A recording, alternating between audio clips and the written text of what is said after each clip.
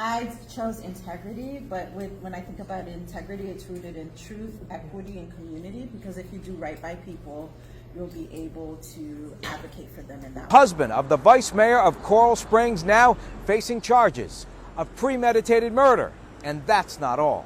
Mr. Bowen, good morning, sir. You're charged with 1 count first-degree premeditated murder. You're also charged with 1 count tampering with or fabricating physical evidence. There are no words that can truly capture the depth of this loss or the pain this organization and community are now dealing with. She was days away from announcing she was running for Congress. She had already survived more loss than most people will ever know. And on the night of March 31st, 2026, while the rest of Coral Springs was asleep, her husband shot her 3 times with a shotgun, wrapped her body in garbage bags, went downstairs, and slept. That's where we're starting today. If this is your first time here, welcome to Crime Files. Hit that like button, subscribe, and click the bell so you never miss a story. These cases deserve to be told, and your support is what keeps us going. Nancy Metayer Bowen was 38 years old. She was an environmental scientist, a city commissioner, a vice mayor, and one of the most talked about rising stars in Florida Democratic politics. She was also the first Black and Haitian American woman ever elected to the Coral Springs City Commission, and she did it in 2020 in a crowded race against all odds. For years later, she ran again, unopposed, because nobody wanted to run against her. That's how respected she was. Before she ever held office, Nancy was out here doing the actual work. She led environmental justice efforts across Florida, helped communities recover after Hurricanes Irma, Michael, and Dorian, and fought to make sure that the people most impacted by climate disasters were the ones getting help. She wasn't just somebody who showed up to ribbon cuttings. She was in the rooms where decisions were made, and she was pushing those rooms to do better. She graduated from Florida A&M University, which explains why at her vigil, hundreds of people came out wearing orange and green, her favorite colors, the colors of her school, because that's who Nancy was. She was FAMU, she was Coral Springs, she was a Haitian American community. She was South Florida. She was all of it at once. The Kamala Harris presidential campaign tapped her to serve as Florida Caribbean Vote Director. The Florida Democratic Party made her vice chair of Haitian American voter engagement. She had just been hired as program manager for Miami-Dade's Climate Ready Tech Hub, a federally funded office focused on climate resilience and innovation. This woman was everywhere. She was building something real. And then there was Stephen. Stephen Bowen was 40 years old, of Jamaican descent, a licensed radiology technician working at Delray Medical Center. He was also the chief operating officer of a faith-based nonprofit called Men of St. Luke, which focus on fellowship and discipleship among men. On his Instagram page, between photos of him and Nancy at events and celebrating their anniversaries, he posted pictures of himself at shooting ranges. His bio read 3 words: God, husband, armed. Nancy and Stephen married in 2022. Just a month before her death, Nancy posted about their 3rd anniversary with a caption that read, 3 years of building, dreaming, and loving each other through everything. To the outside world, they looked like a power couple. 2 Caribbean Americans, both community-focused, both seemingly committed to each other and to something bigger than themselves. Nobody who worked with Nancy had any idea what was happening behind closed doors. Not one person raised a red flag. Her colleagues describe her as joyful, energetic, and completely dedicated to her work. Her mother had no idea anything was wrong.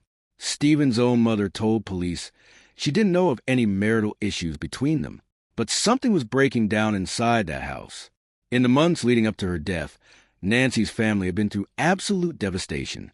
Her 26-year-old brother, Joshua, died by suicide in December 2025, after years of battling schizophrenia. Joshua was a survivor of the February 14th, 2018 Marjorie Stoneman Douglas High School mass shooting, one of the deadliest school shootings in American history. He carried that trauma for years, and it eventually took him. Nancy had just buried her little brother. She was grieving. Mercy, April 6, 2026, 9:44 a.m. And she was still showing up, still fighting, still planning her congressional run, because that's who she was. The seat she was targeting belonged to Congresswoman Sheila Churfus McCormick, who was facing federal charges tied to allegations of stealing disaster relief funds. Nancy was ready to step in. Representative Jared Moskowitz, who represented Coral Springs in Congress, said she was days away from making the announcement official. He said, and these are his words, that Nancy would have won that race. Thursday, April 3rd, 2026, was supposed to be the day everything changed for her. Instead, it became the day hundreds of people stood outside Coral Springs City Hall in the dark, holding candles, trying to make sense of how she was gone. Now, let's talk about what actually happened the night of March 31st. At some point that evening, inside the upstairs bedroom of their home on Northwest 127th Avenue, Stephen Bowen shot Nancy 3 times with a shotgun. Investigators later found a pillow on the bed with burn marks and string tied around it, fashioned into a makeshift silencer. He had thought about this. This was a moment of sudden rage where someone snaps and doesn't think. He muffled the gunshot. He put a pillow over the barrel to keep the neighbors from hearing. Then, after shooting his wife 3 times, he wrapped her body in blankets and garbage bags, left her in the bed, went downstairs, and slept in the house. The next morning, Wednesday, April 1st, Nancy was supposed to be at a city commission meeting. She didn't show. Her colleagues tried calling her. No answer. A city staffer texted Stephen asking if he could have Nancy call them back. He responded 2 words. Texted her. As if he had no idea where she was. As if he hadn't killed her the night before and slept 15 feet away from her body. Police went to the house around 10 in the morning. No cars in the driveway. No answer at the door. Stephen wasn't picking up his phone either. Nancy's mother, sensing something was deeply wrong, contacted Stephen's parents and asked them to go check on the house. A detective doing perimeter check around 12:30 in the afternoon noticed damage to the outside of the home that was consistent with force and damage consistent with projectiles. Something had gone through that wall. Meanwhile, Stephen had already left the house. And here is where this story takes a turn that is hard to fully wrap your head around. Instead of running, instead of disappearing, Stephen drove to his uncle's house. His uncle's name is Owen Small. And Stephen showed up and told his uncle that he had done something to Nancy, that she was not alive. The uncle pressed him. He kept asking. And eventually Stephen admitted that he had shot his wife 3 times with a shotgun the night before and then slept downstairs. His uncle asked him why. Stephen said he couldn't take it anymore. Owen Small called 911. That call gave police the grounds they needed to enter the home without a warrant. A SWAT team forced entry. And inside that upstairs bedroom, they found Nancy Metayer Bowen exactly as Stephen had left her, wrapped in blankets and garbage bags. Gone. While all of this was unfolding at the house, Stephen was already making his next move.